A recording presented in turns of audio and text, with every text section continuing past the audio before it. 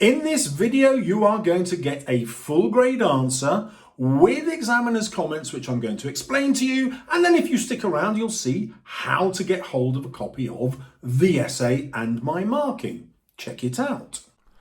The essay we are about to dive into had the title, How Does Priestley Present Inequality in an Inspector Calls? Now, your first tactic is to remember that you get given two questions, one on a character and one on a theme. This is the theme question, and I always recommend doing the theme because it's much easier to get more marks. It came from Simran and it scored 30 out of 30 in the exams. Let's see why. In the allegorical morality play An Inspector Calls, J.B. Priestley highlights how inequality in society leads to social disruption, harm and tragedy. So we've got a three-part thesis which I really like. Priestley portrays a chasm between social classes in 1912, contrasting with the progressive socialist view emerging in 1945. Thus he promotes socialism to his audience in 1945, teaching that inequality leads to the downfall of the individual and society as one body. So this is an utterly amazing thesis statement. Yours doesn't have to be as good as this, but you can see that he has included context as well as Priestley's point of view and a quotation. So even I don't tend to write thesis statements that are that good. So at this stage, what's the examiner thinking? Well, in the real exam, they gave it level 2 for context. However, this is a thesis statement which I'm pointing out to you outlines 3 arguments that the essay is going to prove. So it will lead to much higher levels as the essay develops. Now the examiner's being cautious here. Level 2 just means that there are some supported relevant comments, which means that Simran has already scored loads of marks just for that one paragraph. In Act 1, Burling treats his daughter's engagement as a business transaction generating profit. Therefore, he is used by Priestley as a construct to represent the greed of the bourgeoisie in Edwardian society in 1912. Bourgeoisie simply means the rich, and using this word, calling a character a construct, is an easy way to show the examiners that you know the characters aren't real and the author is literally constructing them in order to prove a point. So that's an easy way to show understanding, which is level 4.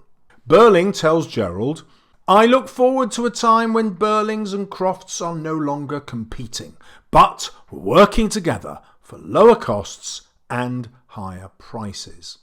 This implies that the upper class are consumed by greed and selfish pride. They only provide for themselves and their family, of course. Notice how the quotations, even this really long one, fit into the sentence. That makes them embedded, which again suggests to the examiner that this candidate really knows what they're doing. The moment you embed quotations, you're telling the examiner that you have a clear understanding at the bare minimum, and obviously it opens up level 5 and level 6 because when you introduce these quotations in your sentences, you're going to link them to interpretations, which automatically leads to a thoughtful or a developed or a convincing answer. You'll also notice the AO3 marks are going up here because the context has been used not as a separate paragraph about Edwardian society, but it's used like an embedded quotation to prove a point of view. In other words, Priestley's point of view is the rich are greedy and that this greed is selfish. Next paragraph. Priestley emphasises Mr. Burling's avarice, that means his greed, to foreshadow how, by Act 3, he still hasn't learned his lesson. He says he'll give thousands, yes thousands, to bring Eva back to life, but in reality this is simply to cover up the scandal of her death. So again, that embedded quotation, which is looking at least thoughtful now, suggesting how those members of the upper middle classes want to prevent any kind of scandal. Consequently, Berling's later downfall mirrors the downfall of all capitalist men who prioritise money over well-being in Edwardian society.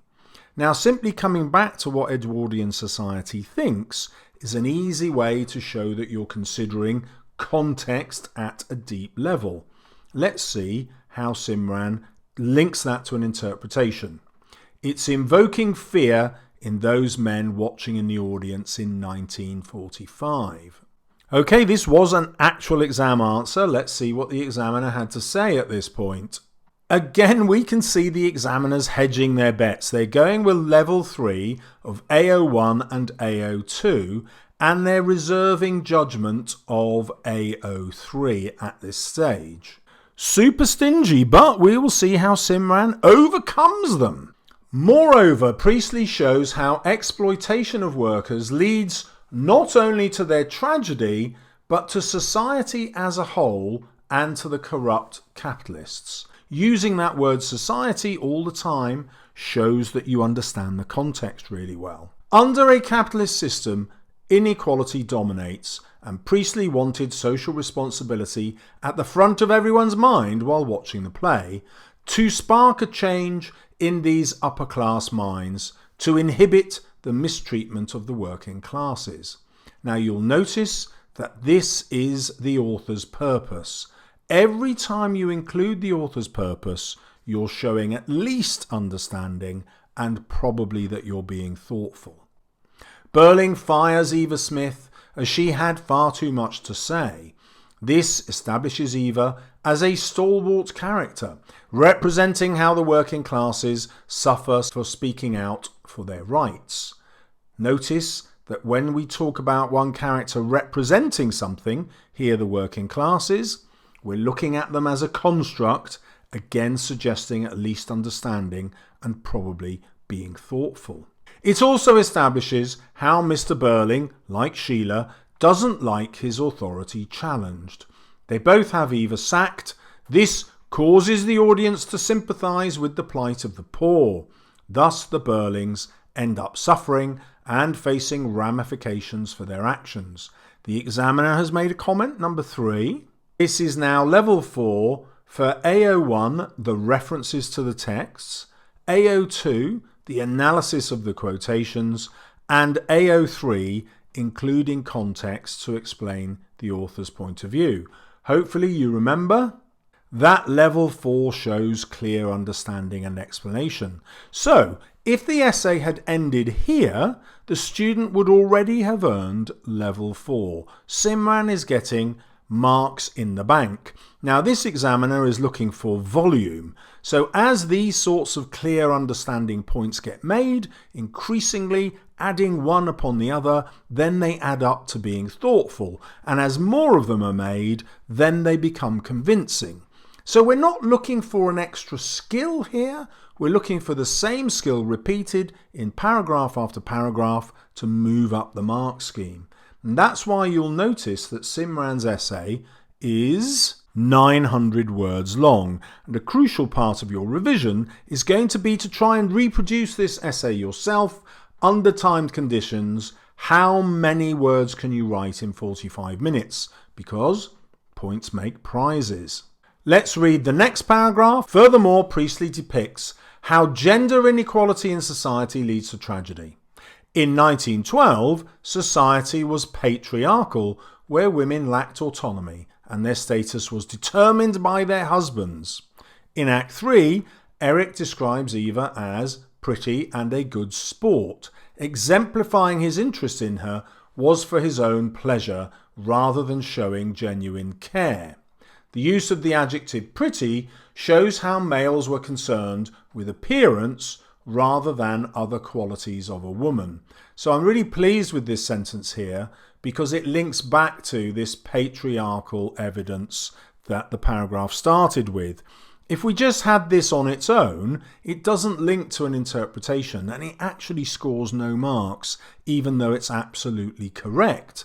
But as soon as we get to this bit here about men treating women as valuable only because of their appearance, that links back to the patriarchal idea of society and it's now an interpretation which hopefully is going to score marks.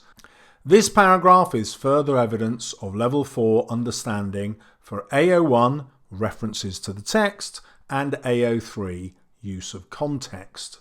Again, the examiner is waiting to jump up to level 5, as you'll see, and they'll later jump up to level 6, as you'll see, and they just want enough arguments to tick them over into the next band. Eric also justifies his actions by explaining he was in a state where a chap easily turns nasty. Priestley uses this euphemism to highlight Eric's exploitative nature towards Eva. Therefore, Priestley uses Eric's immoral and infantile behaviour to represent men across society. There it is again, keep coming back to that word society, and you'll keep writing sophisticated interpretations. It also reveals that Eric doesn't feel fully culpable as he tries to justify his actions rather than being fully accountable first.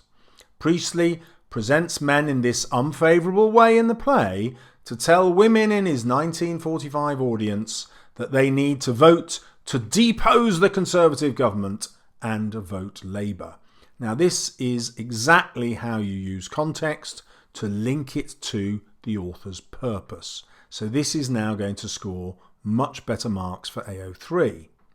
He focused on women in 1945 as they had the right to vote.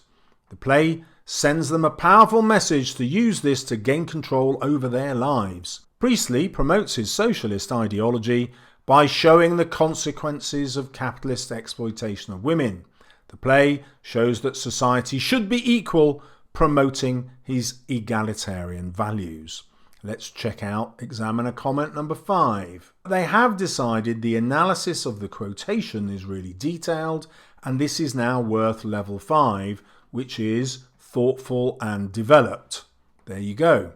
And it's not any more thoughtful and developed than previous analysis, but it's an extra piece of analysis. So the analysis as a whole so far is now thoughtful and developed.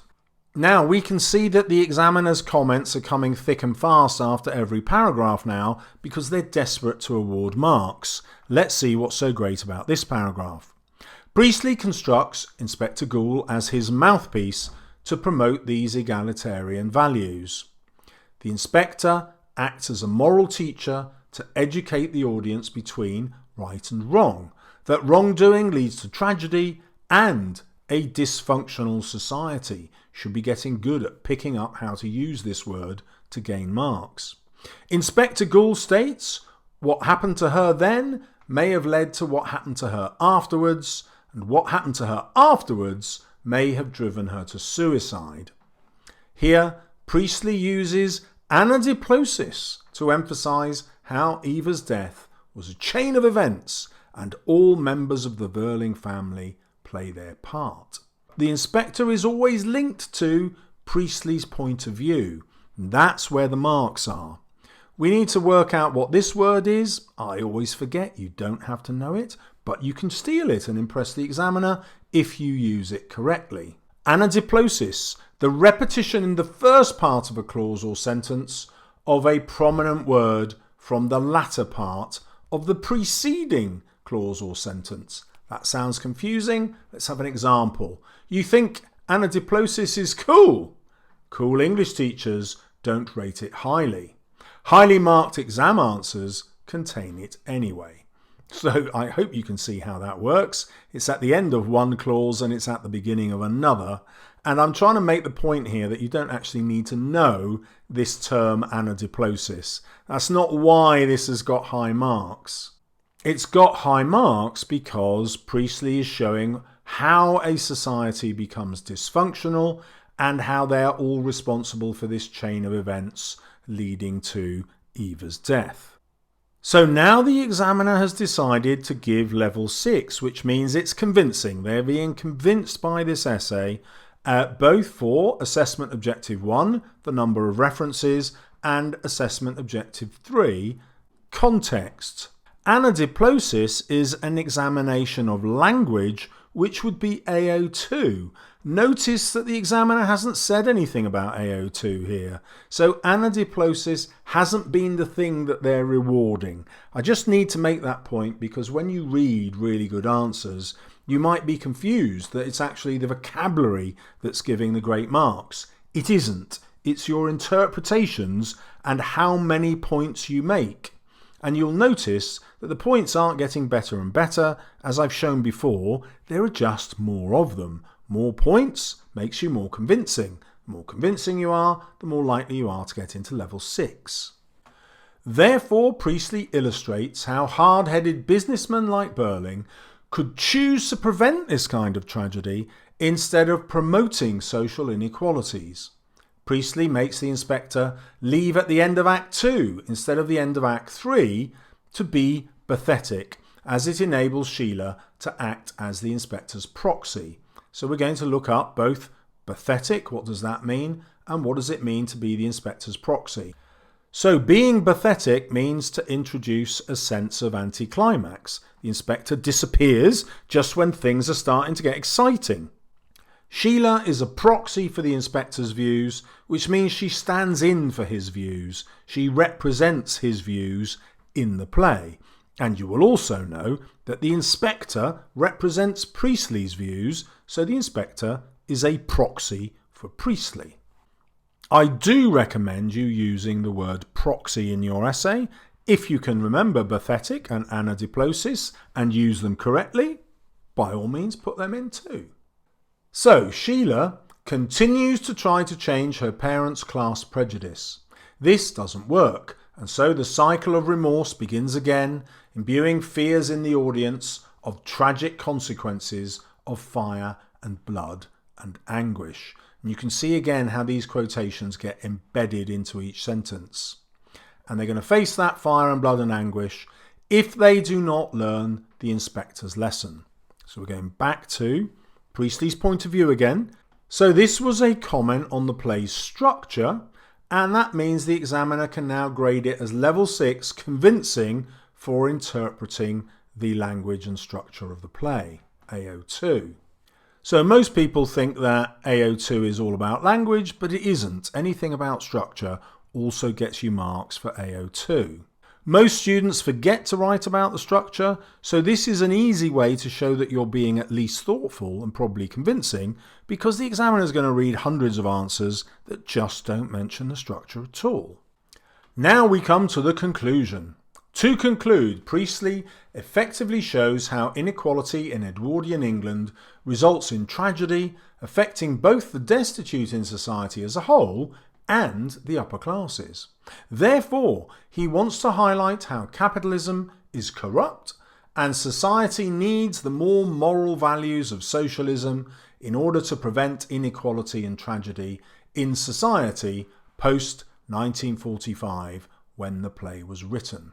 Now, a good conclusion will always look to the future in some form or ask a further question. And so by looking at society after 1945, Simran is doing that. Let's see what point 8 says. So here the examiner has decided that the conclusion is worth level 6 for AO1. So AO1 means to respond to texts, and the full task means to respond to the whole text, but it also means to respond to the whole question. So you need to write about the whole text in the essay, and you need a full range of ideas. That's why it's so important to reach 900 words. In the description to this video, there will be a link to this web page where you can get all the commentary and the full essay. And if you want to understand all the themes of the play, you want to check out the video coming up now.